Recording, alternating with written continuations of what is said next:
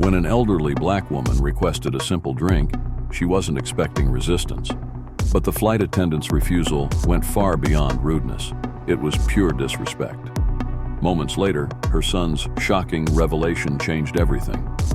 Stay with us to see how this powerful story unfolds, and let us know where you're watching from. We love hearing from you. The first-class cabin on the transatlantic flight from New York to London exuded luxury and sophistication. Wide leather seats with beige upholstery stretched into fully reclining beds. Soft lighting illuminated the cabin, while the faint aroma of coffee and freshly baked bread wafted from the galley. Clara Reynolds, a petite woman in her 70s, adjusted her scarf and settled into her seat near the window. It had been years since her last flight, and this one was special.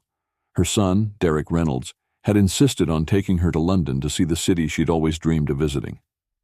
Derek, a federal judge with a prominent reputation, had arranged everything to ensure her comfort.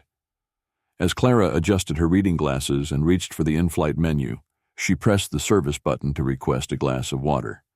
A flight attendant named Stephanie Collins approached, her expression neutral, but her tone curt. "Can I help you?" she asked, looking down at Clara. "Yes, dear. Could I have a glass of water, please?" Clara said, her voice soft. Stephanie hesitated, glancing at the menu and then back at Clara.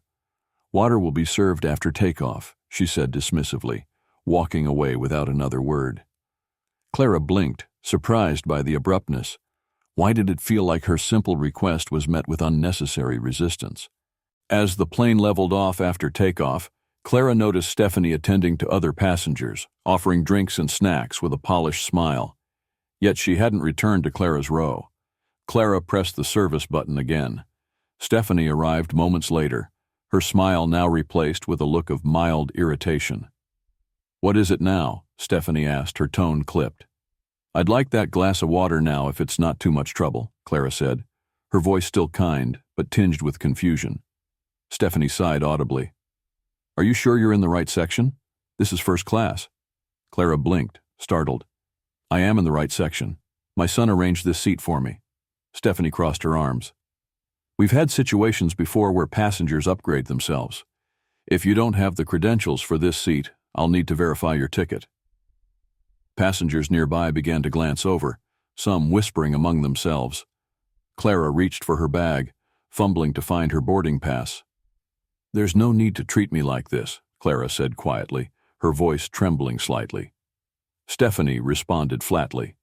"I'm just following protocol, ma'am." At that moment, Clara's son, Derek, returned from the restroom, his sharp eyes taking in the scene. What was going on, and why did his mother look so upset? Derek, a tall and commanding man in his 40s, instantly recognized the unease in his mother's expression. Her hands trembled slightly as she handed him her boarding pass, her voice just above a whisper. "She thinks I don't belong here, Derek," Clara said, her tone carrying a weight that made his chest tighten. Derek's jaw clenched. He had seen his mother endure prejudice before, but watching her face this kind of treatment now, in her golden years, in a seat he had worked so hard to provide for her, filled him with a quiet but powerful resolve. He took a steadying breath, brushing a reassuring hand over Clara's shoulder before turning to the flight attendant. "Is there a problem?" he asked, his voice calm but carrying an undertone of authority. Stephanie, visibly uncomfortable now, hesitated before replying. "It's not a problem, sir. I just needed to confirm she's in the correct seat. These things happen sometimes." Derek raised an eyebrow. "These things happen? What things, exactly?" Stephanie faltered. I just needed to check, standard procedure." Derek's lips pressed into a thin line as he observed her. He had spent years in courtrooms, cross-examining people and exposing their true intentions. Stephanie's nervous posture and flimsy explanations told him everything he needed to know. He glanced around the cabin, noticing how other passengers had begun to watch the exchange. Some looked curious, others uncomfortable, and a few whispered to one another, clearly aware of the growing tension. He caught the eyes of a man 2 rows ahead who gave him a slight nod as if to say, "I see what's happening here." Derek turned his attention back to Stephanie. "You've seen her boarding pass. She's exactly where she's supposed to be. So why are we still having this conversation?" Stephanie shifted her weight uncomfortably, opening her mouth to respond, but Derek held up a hand. It was time to make a statement, one she wouldn't forget.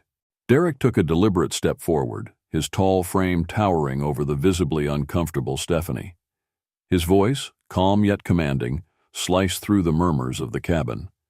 "You've made an assumption about my mother," he began, his words precise and deliberate, "and that assumption has led to her being humiliated in front of an entire cabin of passengers. The real question is, why?" Stephanie's lips parted, but no words came out. Passengers nearby had stopped pretending not to listen and were now openly watching the confrontation. Derek turned slightly, addressing the entire cabin as much as Stephanie. "This woman," he gestured toward Clara, "has spent her life fighting for people to be treated with fairness and dignity. She walked alongside the great leaders of the civil rights movement. She stood up when others stayed silent. And she dedicated decades of her life as an educator, teaching future generations to do better. And now, on what was supposed to be a peaceful trip, she's being questioned about whether she belongs in a seat that was rightfully hers." The murmurs grew louder, some passengers gasping audibly. Derek wasn't finished. "Let me make one thing crystal clear," he continued, his tone sharper now as he locked eyes with Stephanie. "This is Clara Reynolds, a decorated activist, a recipient of national awards, and one of the reasons this country has moved even an inch closer to equality." Stephanie's face flushed as her mouth opened and closed, unable to find a response. The second flight attendant, sensing the weight of the moment, approached cautiously, but said nothing. Derek then leaned closer to Stephanie, his voice dropping just enough to make the words even more impactful. "And in case you're wondering who I am, I'm Judge Derek Reynolds, a federal judge, the same one who has presided over some of the most high-profile discrimination cases in this country. I'm here as her son today, but if this behavior continues, I'll be here in another capacity tomorrow." The cabin fell into stunned silence. Passengers exchanged wide-eyed glances, and someone in the back of first class began to clap, the sound quickly spreading until the entire section joined in. Stephanie stood frozen, her earlier arrogance now replaced by visible shame. Her eyes darted around the cabin, as if searching for an escape, but there was none. Finally, she stammered, I'm truly sorry. I didn't mean to offend anyone."